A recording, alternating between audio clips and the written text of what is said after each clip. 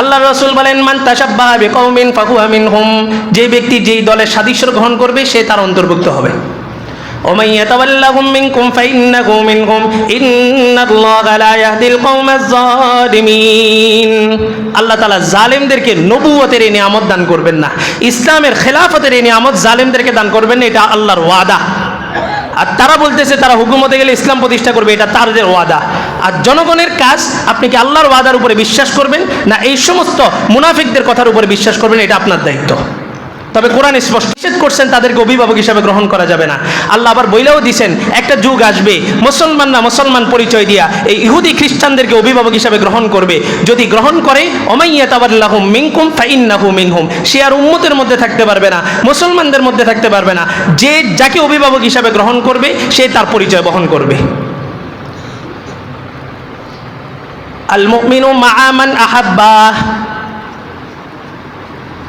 যে যাকে মহব্বত করবে তার হাসর তার সাথেই হবে। আল্লাহ রাসূল বলেন, মান তাশাব্বাহা বিকওমিন ফাহুয়া মিনহুম, যে ব্যক্তি যেই দলের সাদৃশ্য গ্রহণ করবে সে তার অন্তর্ভুক্ত হবে। ওমান ইয়াতাওয়াল্লাহুম মিনকুম ফাইন্নাহু মিনহুম ইন্নাল্লাহা লা ইয়াহদিল কওমাজ যালিমিন। আল্লাহ তাআলা জালেমদেরকে নবুয়তের এই নিয়ামত দান করবেন না, ইসলামের খেলাফতের এই নিয়ামত জালেমদেরকে দান করবেন না, এটা আল্লাহর ওয়াদা।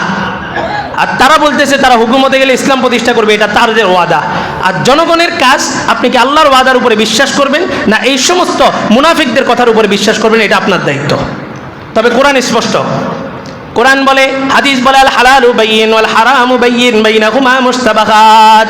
এই পর্যন্ত যত হালাল বস্তু আছে মুহাম্মদ সাল্লাল্লাহু আলাইহি ওয়াসাল্লাম সব স্পষ্ট করে দিয়েছেন, যত হারাম বস্তু আছে তাও স্পষ্ট করে দিয়েছেন। তবে মনে রেখো একটা যুগ আসবে আল হালালু বাইয়িন ওয়াল হারামু বাইয়িন বাইনাহুমা মুশতাবাহাত, কিছু সন্দেহযুক্ত বিষয় হালাল এবং হারামের মাঝখানে থাকবে। প্রকৃত মুমিন যে তার জন্য উচিত হইল এই সমস্ত সন্দেহযুক্ত বিষয়গুলোকেও বর্জন করা, তবেই সে প্রকৃত মুত্তাকি হইতে পারে। আর মনে রাখবেন, জায়েজ কাজ, আমরা বলি না জায়েজ আছে, জায়েজ, অনেক জায়েজ কাজ, এমন জায়েজ কাজের শেষ সীমানায় থাকে হারাম। সব জায়েজ কাজ করতে নেই, সব জায়েজ কাজ করতে নেই। কারণ কি, জায়েজ কাজের শেষ সীমানায় কি থাকে? হারাম থাকে। তা আল্লাহ বললেন এদেরকে তোমরা অভিভাবক হিসেবে গ্রহণ করতে পারবে না। কাদেরকে? যাদের কিতাব রসুলের আগে আসমানি কিতাব ছিল, যাদের নবী সত্য নবী ছিল। তাহলে ইহুদি খ্রিস্টানদেরকে যদি অভিভাবক হিসাবে গ্রহণ না করা যায়, কোনো হিন্দুকে অভিভাবক হিসাবে গ্রহণ করার কোনো প্রশ্ন আছে নাকি? প্রশ্নই তো নেই।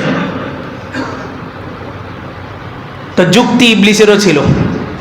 এখন হিন্দু হয়েছে নেতা, তো হিন্দু নেতা হয়েছে যে অঞ্চলে, ওই অঞ্চলে কি সবাই হিন্দু না মুসলমানও আছে? হিন্দু কি নিজের বলে নেতা হইতেছে নাকি মুসলমানরাই নেতা বানাইতেছে? মুসলমানে বানাইছে।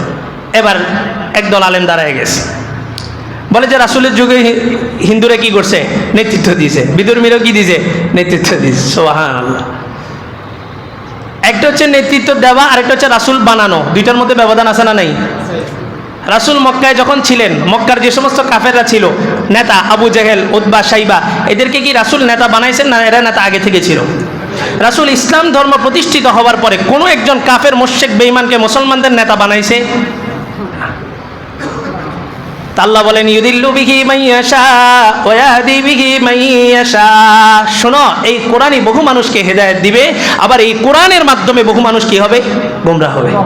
এই কোরআন আপনি দেখেন, যে বলেন নবী মাটির তৈরি তারও দলিল কোথায়? কোরআনে। যে বলেন নবী নূরের তৈরি তারও দলিল কোথায়? কোরআনে। সব কোরআন। যে বলতেছে হিন্দুদেরকে অভিভাবক বানানো যাবে না তারও দলিল কোরআন হাদিস, আবার যে বলতেছে বানানো যাবে তারও দলিল কি? কোরআন হাদিস। দলিলের উৎস একটা, কিন্তু ভয়ঙ্কর বিষয় কার দলিলে হেদায়েত আর কার দলিলে গোমরাহি, এটা বুঝতে হবে। আল্লাহ তাআলা আমাদেরকে সত্যকে উন্মোচন করুন এবং আমাদেরকে সত্যকে অনুসরণ করার তৌফিক দান করুন। একটা দোয়া রাসূল শিখাইছেন, আমাদের মুরব্বীরা সবসময় বলেন যে এখন একটা ফিতনার যুগ চলতেছে, কোনটা সত্য কোনটা মিথ্যা বোঝা যায় না। কি বলেন? মদের বোতলের উপরে হালাল লেখছে, মদ তো হালাল হয়ে গেছে নাকি? এজন্য বুজুর্গরা বলেন যে এই দোয়াটা বেশি বেশি পড়া, আল্লাহুম্মা আরিনাল হাক্কা হাক্কান ওয়ারযুকনা ইত্তিবাআ ওয়া আরিনাল বাতিলা বাতিলান ওয়ারযুকনা ইজতিনাবাহ। বাংলাও বলতে পারেন, আল্লাহ আমি তো বুঝি না, আমার ওই বুঝ ক্ষমতা নাই, আমার ওই পরিমাণ ইলম নাই, ওই পরিমাণ জ্ঞান নাই যে আমি সত্য মিথ্যা পার্থক্য করতে পারবো।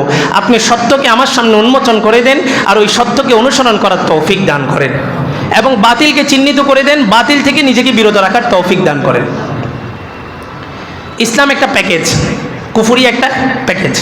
ইসলাম নিলে পুরো প্যাকেজটা নিতে হবে। ইয়া আইয়ুহাল্লাযীনা আমানু দুখুলু ফিস সিলমি কাফা।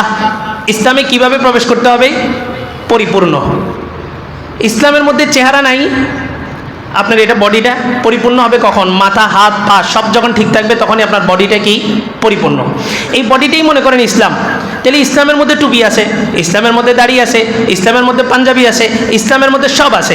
আপনি যদি ইসলাম নামক প্যাকেজটা নিতে চান তো পুরাটাই নিতে হবে। এখন অনেকে আছে কিছু নিবে কিছু নিবে না।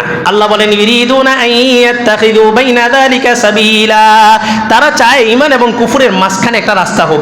ইউমিনু বিবাদিন ওয়া ইয়াকফুরু বিবাদ, তারা কোরআনের কিছু জিনিসকে স্বীকার করে, কিছু জিনিসের উপর ঈমান আনে, আর কিছু জিনিসকে কি করে? বর্জন করে। আল্লাহ বলেন এই জাতি যেটা ঈমান এবং কুফরের মাঝখানে রাস্তা তালাশ করে, এটার পরিচয় একটা, এটা হচ্ছে মুনাফিক। এটা কি? কে বলছে? আল্লাহ বলছে। কে বলছে? আল্লাহ বলেন ইন্নাল মুনাফিকিনা ফিদ দারকিল আসফালি মিনান নার, জাহান্নামীদের শাস্তি জাহান্নামের বিভিন্ন স্তরে হবে। লাযা, হতমা, হামিয়া, বিভিন্ন স্তর আছে, বিভিন্ন স্তরে হবে। তবে সবচেয়ে কঠিন ভয়াবহ স্তর হবে জাহান্নামের একদম নিচের অংশটা। পাতিলের নিচের অংশটা কিন্তু গরম বেশি থাকে, ওখানে লেগে যায়। আল্লাহ বলেন ইন্নাল মুনাফিকিনা ফিদ দারকিল আসফালি মিনান নার, এই মুনাফিক ইহুদি খ্রিস্টানরা ইসলামের অতটা ক্ষতি করতে পারবে না যতটা ক্ষতি এই মুনাফিকরা করবে। এই জন্য মুনাফিকদের শাস্তিও কি হবে? সবচেয়ে ভয়ঙ্কর হবে, একদম জাহান্নামের নিচে। মুনাফিক কে? মুনাফিক কে? প্যান্ট শার্ট টাই পরা না, এই যে লেবাসদারি, এটা কিন্তু মুনাফিক। প্যান্ট শার্ট টাই পরা ওর তো একটা লেবাস আছে। ইহুদি খ্রিস্টান তো কখনোই মুনাফিক হতে পারে না, ওটা কাফের। আল কুফারু মিল্লাতুন ওয়াহিদা, সমস্ত কাফেরের পরিচয় কি? এক। ইহুদি হোক, খ্রিস্টান হোক, হিন্দু হোক, বৌদ্ধ হোক, সব কাফেরের পরিচয় কি? এক। দেখবেন মুসলমানদের বিপক্ষে তারা সবাই কি হয়ে যায়? এক হয়ে যায়।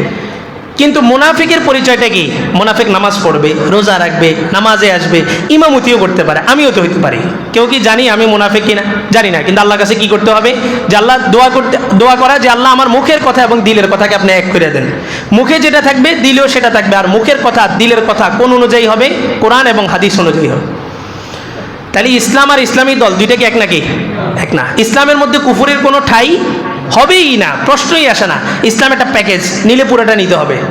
আর ইসলাম পুরা প্যাকেজ নিছেন, কোরআন পুরোটা মানছেন, একটা অক্ষরকে কি করছেন? অস্বীকার করছেন। ঈমান আছে না গেছে? কেন? আপনারা পুরা ঈমান মান, এটা হচ্ছে প্যাকেজ। আর কুফরি পুরাটাকে অস্বীকার করছেন, শুধুমাত্র একটাকে আপনি কি করছেন? মানছেন। ঈমান আছে না গেছে? ইবলিস কি বলে জানেন? আমাদের মুফতি আহমদুল্লাহ সাহেব এখানের ইসলামী প্রোগ্রাম, তুমি আল্লাহর জন্যই ইবাদত করো, তবে আমারও তো হক আছে। তুমি আল্লাহর জন্য 99.99 ইবাদত কার জন্য করো? আল্লাহর জন্য। আমার জন্য কত পয়েন্ট? শুধুমাত্র কি? 1 পয়েন্ট। বিসকালা হাব্বাতিন মিন খারদাল, সূরা লোকমানের মধ্যে আল্লাহ বলছেন শিরক একদম অণু পরিমাণ। অণু বুঝেন? এই শীতকালে দেখবেন যাদের বেড়ার ঘর অথবা ভেন্টিলেটারের নিচে দিয়া, সানসেটের নিচে দিয়া দেখবেন রোদ আলো যখন, সূর্যের আলোটা যখন ভিতরে ঢোকে, এই সূর্যের আলোর মধ্যে কোটি কোটি কোটি কোটি অনেকগুলো বালুকণা দেখা যায়, দেখছেন? এটাকে বলে অণুকণা। এই অণু পরিমাণ শিরক যদি কারোর মধ্যে থাকে, সে জান্নাতে প্রবেশ করতে পারবে না। এত কঠিন মাসালা। আপনার দেশের পরিস্থিতি দেখবেন না আখিরাত দেখবেন? দেশের পরিস্থিতি এখন চলতেছে, এখন কিচ্ছু করার নাই। কে বলছে আপনাকে? আপনার ওই দল না করলে কি দলের কোনো ক্ষতি আছে? ওই দল না করলে আপনার কোনো ক্ষতি আছে? ওই দল না করলে কি আপনার নামাজ কবুল হবে না? রোজা কবুল হবে না?